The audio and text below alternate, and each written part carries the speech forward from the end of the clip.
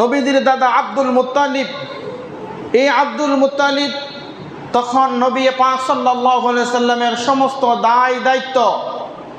দায়িত্বশীল হিসাবে তিনি তার প্রতিপালনের দায়িত্ব গ্রহণ করলেন।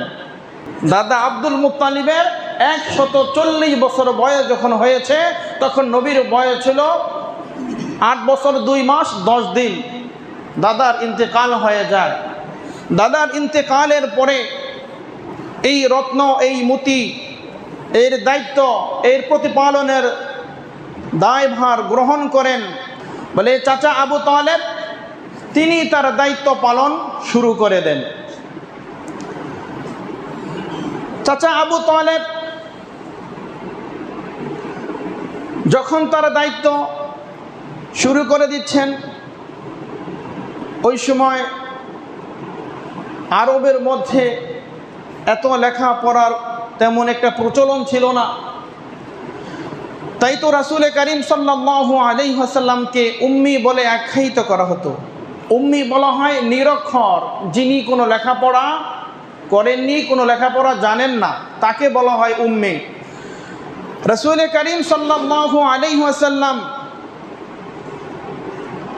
তিনি যদিও দুনিয়ার দৃষ্টিতে তিনি উম্মি ছিলেন, লেখাপড়া জানতেন না, কিন্তু গোটা বিশ্বের মানব জাতিকে সভ্যতা, ভদ্রতা, সততা বলে সব কিছুর শিক্ষক ছিলেন পেয়ারা নবী জনাবে মুহাম্মদুর রাসূলুল্লাহ সাল্লাল্লাহু আলাইহি ওয়াসাল্লাম। আর নবীর শিক্ষক ছিলেন শুধুমাত্র কেবলমাত্র মহান রব্বুল আলামিন। বলে আল্লাহ রব্বুল আলামিন দুনিয়ার সাধারণ মানুষের মাধ্যমে তার হাবিবকে জ্ঞান শিক্ষার জন্য কারো তাবেদারি তাকে করেননি। কেন? অনুসরণ তাকে করতে হয়নি। কেন করতে হয়নি?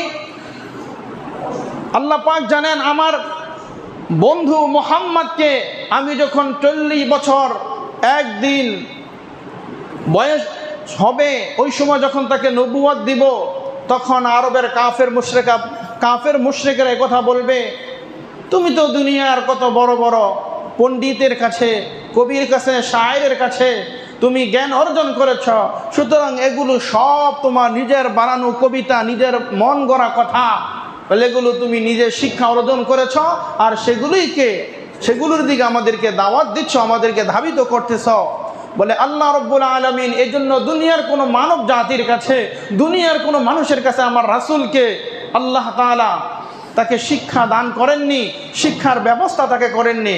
আল্লাহ বলতেছেন যে আমি নিজেই মুহাম্মদের ওস্তাদ, মুহাম্মদ আমার ছাত্র, বলে আমি নিজে শিক্ষক হয়ে আমার হাবিবকে আমি শিক্ষা দান করেছি। সুবহানাল্লাহ। রাসূল করিম সাল্লাল্লাহু আলাইহি ওয়াসাল্লামের এই শিক্ষা জীবনটা, শিক্ষা ব্যবস্থাটা সব কিছু একমাত্র আল্লাহ প্রদত্ত। আল্লাহ তাআলা নিজেই এই শিক্ষার ব্যবস্থা করেছেন ফেরেশতার মাধ্যমে, জিব্রাইলের মাধ্যমে রব্বে কারীম তার এই শিক্ষার ব্যবস্থাগুলো করেছেন, যাতে পৃথিবীর কোনো মানুষ মুহাম্মদের ব্যাপারে কোনো তহমত, এক সময় নবীজি যখন দাওয়াত দিতেন, নবীজিকে কাহিন বলতো, নবীজিকে শায়ের বলতো, নাউযুবিল্লাহ বলে এই সকল বলে সম্বোধন করত, জাদুকর বলতো। বলে এই জন্য সব কিছু থেকে আমার নবীকে দোষ ত্রুটি মুক্ত রাখার জন্য আমার আল্লাহ এই ব্যবস্থা নিজেই করেছেন। এজন্যই নবীকে উম্মি বলা হতো।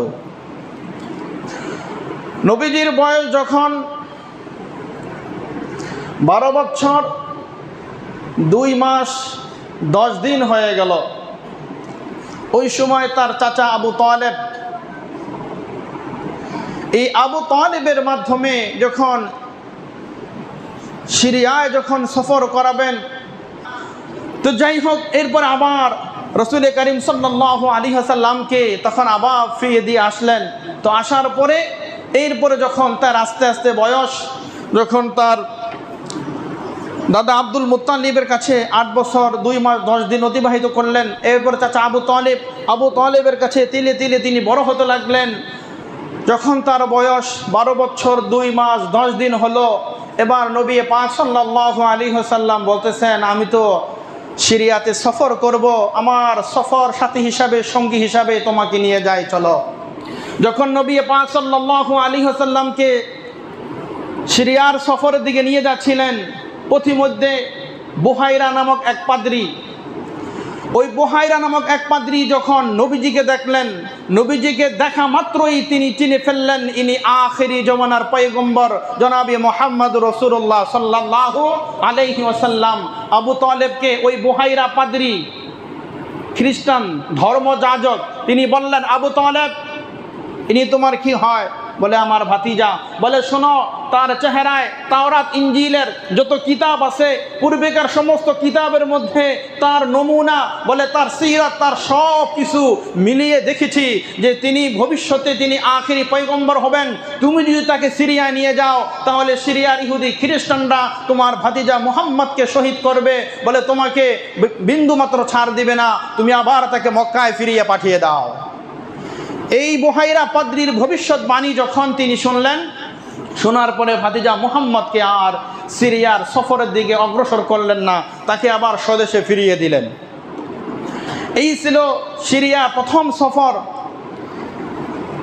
সিরিয়ার দ্বিতীয় সফরে রাসূল করিম সাল্লাল্লাহু আলাইহি ওয়াসাল্লাম যখন আরেকটু বিচক্ষণ, বুদ্ধিমত্তা, সাহসী হলেন, তখন আবার আম্মাজান খাদিজা রাদিয়াল্লাহু তাআলা আনহা তার সততা, বিশ্বস্ততা সব কিছু আগেই তিনি জেনে নিয়েছেন গোপনে গোপনে।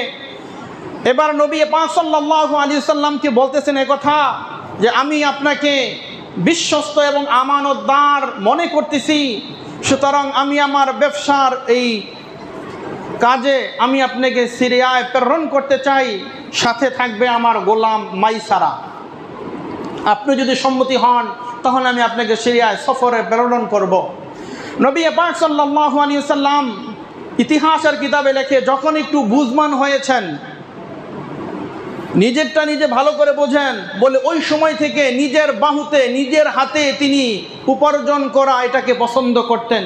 তিনি কখনো অপরের উপর নির্ভরশীল হয়ে বসে থাকতেন না।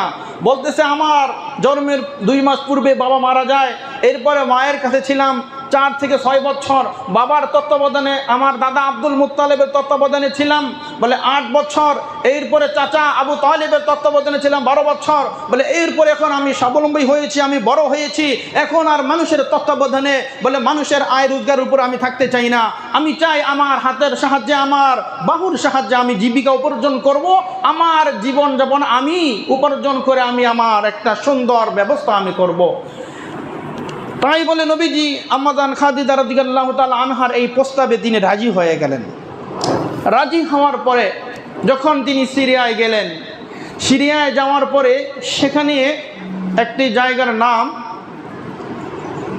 জায়গাটার নাম যেখানে আসতেছে না, তো সেখানে যাওয়ার পরে একটা গাছ, ওই গাছের নিচে নবী পাক সাল্লাল্লাহু আলাইহি ওয়াসাল্লাম যখন অবস্থান করলেন, অবস্থান করার পরে সেখানেও একজন ধর্মযাজক, একজন পাদ্রী এসে, তার নাম ছিল নাস্তুরা।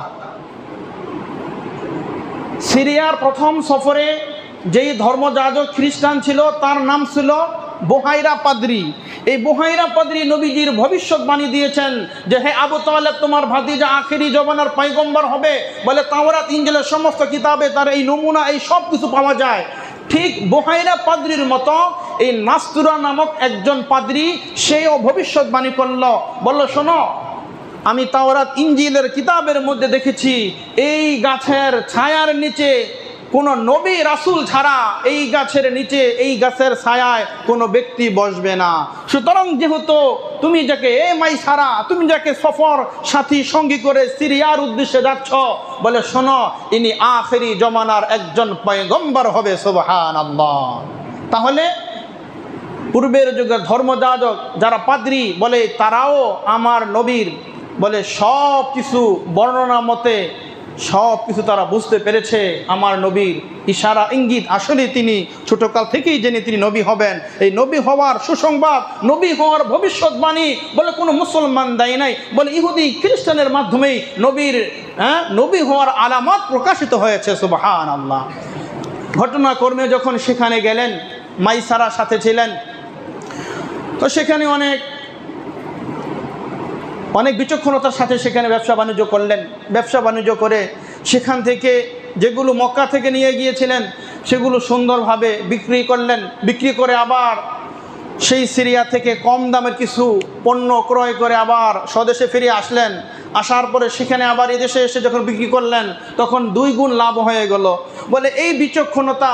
এবং আসার পরে খাদিজা রাদিয়াল্লাহু তাআলা আনহার যে গোলাম মাইসারা, এই মাইসারা খাদিজার কাছে সমস্ত ঘটনা বৃত্তান্ত বর্ণনা করে দিলেন যে আমি যেই সফরে গিয়েছিলাম, যাকে নিয়ে গিয়েছিলাম, তার পুরা ঘটনা বৃত্তান্ত হলো এই।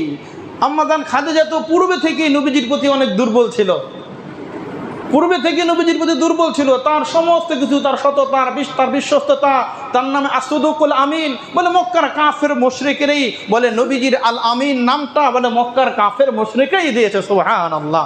বলে নবীজির সততা বিশ্বতা আগেই আম্মা জান খাদিজা জানতেন। মাইসারার কাছে ঘটনা বর্ণনা শোনার পরে এরপরে নবীজির প্রতি আরো দুর্বল হয়ে গেলেন। এক পর্যায়ে এরপরে আম্মা জান খাদিজা রাদিয়াল্লাহু তাআলা আনহার পক্ষ থেকেই তখন বিবাহের প্রস্তাব নবী পাক সাল্লাল্লাহু আলাইহি ওয়াসাল্লামের কাছে আম্মা জান খাদিজা দিয়েছিলেন। সুবহানাল্লাহ। তো আম্মা জান খাদিজার সাথে নবীজির বিবাহ হবে ইনশাআল্লাহ আগামী জুমাতেই। এখান থেকে ইনশাআল্লাহ আলোচনা হবে যে নবী পাক সাল্লাল্লাহু আলাইহি সাল্লাম সিরিয়া দ্বিতীয় সফরের পরে আম্মা জান খাদিজা সন্তুষ্ট হলেন এবং প্রস্তাব দিলেন। প্রস্তাব দেওয়ার পরে এরপরে নবী পাক সাল্লাল্লাহু আলাইহি সাল্লাম কীভাবে সেই প্রস্তাব সাদরে গ্রহণ করলেন এবং কি বলে গ্রহণ করেছিলেন। বলছিলেন শুধু এতটুকু বলে যাই যে খাদিজা তোমাকে বিবাহ করতে পারি, শর্ত 2টা। তোমার যে ধন সম্পদ আছে এগুলো দেখে যদি তুমি আমাকে তোমাকে আমি কি করি, বিবাহ করি, তাহলে মানুষ বলবে। আর ওই সময় নবীজির প্রথম সফরে বয়স ছিল 12 বছর 2 মাস 10 দিন, আর সিরিয়ার দ্বিতীয় সফরে নবীর বয়স ছিল বলে 25 বছর 2 মাস 10 দিন। বলে 25 বছর ওই সময় নবী পাক একজন পূর্ণ যুবক। বলে ওই সময় আম্মা জান খাদিজা প্রস্তাব দিয়েছেন। আর নবী তখন বলতেন এই কথা যে খাদিজা তোমার সমস্ত ধন সম্পদ যদি আল্লাহর রাস্তায় যদি তুমি দান করো, বিলীন করে দাও, তাহলেই হয়তো আমি মুহাম্মদ তোমাকে গ্রহণ করতে পারি। সুবহানাল্লাহ। যাক, আগামী জুমা ইনশাআল্লাহ নবী পাক সাল্লাল্লাহু আলাইহি সাল্লামের শুভ বিবাহ কিভাবে হয় এর থেকে ইনশাআল্লাহ আমার সামনে আমরা অগ্রসর হব ইনশাআল্লাহ।